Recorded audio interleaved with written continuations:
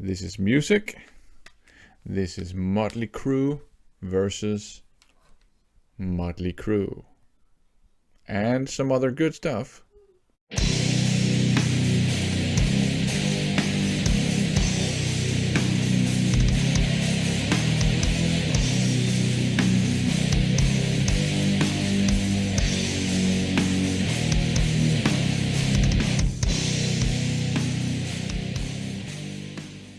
So if you've seen the first two videos in this channel, you saw two considerable hauls of vinyls and CDs, and a big part of those hauls consisted of blind buys.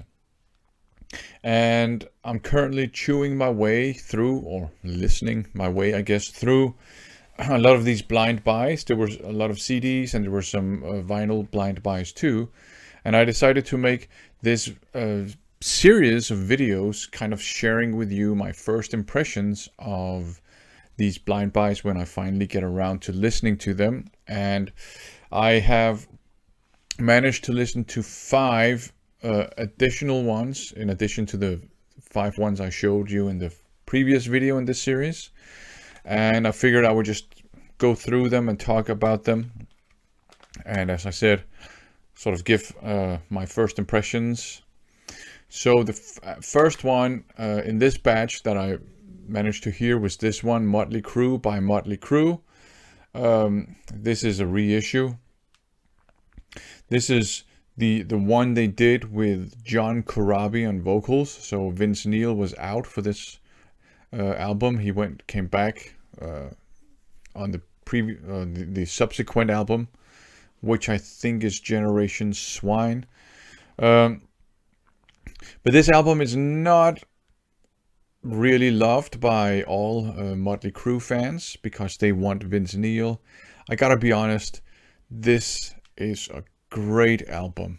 Technically, this wasn't even a blind buy. I had heard it a couple of times before, but I figured I would mention it anyways here. It's a great album. For my money, the best Mötley Crüe album by far. The first couple of albums they did, Mötley Crüe, so their debut and the albums after that, and also Dr. Feelgood, I think are great albums, but this one is the best for my money because it's hard and heavy, it's groovy, it's John Corabi has a great voice that suits this kind of darker and heavier version of Mötley Crüe very well. There's some really good songs in this one. I love Power to the Music. Hooligan's Holiday is a great one. They've made a music video, I think, for that one. My favorites are probably Hammered, which is heavy and groovy, and Smoke the Sky, which is probably the most aggressive song Mötley Crüe ever made. So Mötley Crüe by Mötley Crüe is a great friggin' album. I love this album. My favorite Mötley Crüe album by far, and I really like the others that I mentioned. So this one, great stuff. Not really a blind buy because I heard it a couple of times before, but great stuff. And right after that one, actually immediately after that one, I listened to this one, Mötley Crüe Theater of Pain. And this is of course with Vince Neil on vocals. And it's not a bad album, but coming after this one is a bit underwhelming. I gotta be honest. It's not everybody's favorite album by Crüe. I know there are some people that really like it, and it with a couple of people, this is what got them into listening to heavy metal. But for my money, it's a fine album. It's decent, but it's probably the weakest album they did with Vince Neil before they did this one with John Corabi, and from Generation Swine and onwards, they haven't really caught my interest. So this one is fine, but it's definitely very underwhelming compared to this one. This is more like, I don't know if standard glam metal, I'd say. It opens out up with City Boy Blues, which is okay. Louder Than Hell, I think is fine too, although I know there's some people that don't like that one. Keep Your Eye on the Money is also a nice rocking song. Home Sweet Home is a ghastly, terrible, awful ballad. Gee, not great at all. I think Fight for Your Rights is probably, for my money, the best one. And I think this might also be the song that reminded me a bit of Balls to the Wall. I think that was the one. So I don't know if it was inspired or what was going on, but the production is not great here. It's a bit weak, and that might be one of the big problems. But I think also, and I know this will make a lot of people probably want to hate me, I don't think Vince Neil is a great singer. I much prefer John Corabi's singing voice to Vince Neil's singing voice. I like Mötley Crüe, but what I prefer about Mötley Crüe is the instrumental part, which is so good on the first couple of albums that I can live with Vince Neil. But when the instrumental part itself drops a bit, then we have problems, I think. And that's what happens here, right? Because a lot of the songs, there's some good things and some fine songs, but a lot of them are kind of subpar compared to previous material by Crüe, and certainly compared to this one, for my money. So there's some good guitar solos. Mick Mars plays some pretty damn good solos on this one, and there's some fine riffage every now and then, but for the most part, it's a decent album. I'm probably gonna sort of listen to a couple of songs from it, probably not gonna listen to it from beginning to end that often, but I can imagine I will enjoy listening to Fight for Your Rights, picking out some songs and listening to them. But decent album. I enjoyed listening to it, but it's not great. It's the weakest album from the era of Mötley Crüe that I'm interested in. But I don't regret buying it, of course. I mean, because there's some good songs on it that I like listening to. And then right after Theater of Pain, I gave this one a spin. Evil's Back by Oliver Weers, I guess. Oliver, I think it's pronounced Weers, but there's a W in it, and if you want it to sound Englishy, I guess it's Weers. I listened to this one right after this one, and so unfortunately, Theater of Pain got sandwiched in between Mötley Crüe and Evil's Back, and that might be a reason why it came off so underwhelming to me, because this one is also a great album. This is modern metal. There's a lot of really heavy stuff on it, a lot of very melodic stuff on it, and I think it falls under the sort of genre that was called melodic metal back then, which was like modern heavy metal, basically, with this sort of more modern sound and maybe down-tuned guitars sometimes, but a heavier sound, but a lot of melody. And that's what we have here. And I would say all the songs are good, actually.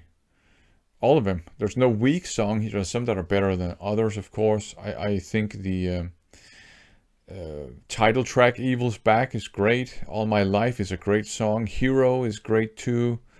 Even some of the ballads on it are great. So great songs, great singing too by Oliver Weers. So this, I enjoyed listening to this. This is a great album too. So unfortunately, again, for Theater of Pain, just listening, the order in which I listened to the albums might have done this album a disservice, right? Because you have a really heavy album, the greatest by my estimate Mötley Crüe album, and then you have a really great modern metal album here, and then you have poor Theater of Pain sandwiched in between them. So that's a bit unfair, but there you go. The next one I managed to listen to was this one, The Very Best of Montrose. So this is a greatest hits, so it's a compilation. So it's a bit of a mixed bag, but it's good, solid, fun, hard rock throughout.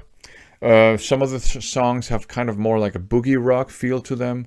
A lot of the songs have a groovy southern rock feel to them. Personally, I really like Rock the Nation. Space Station number 5 I think it's great, and Iron Maiden covered that one, by the way. Rock Candy, despite being super cheesy lyric wise, is also fine. I Got the Fire, it's a great groovy song, also covered by Maiden. You have 20 Flight Rock, which I think is great too. You have a song like Clown Woman, which is a bit dumb, but whatever.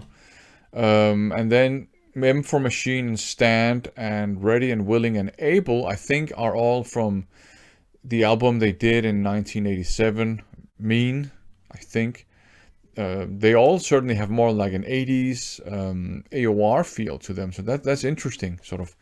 That held up against the more 70s boogie rock and hard rock and southern rock. But yeah, it's a fun listen.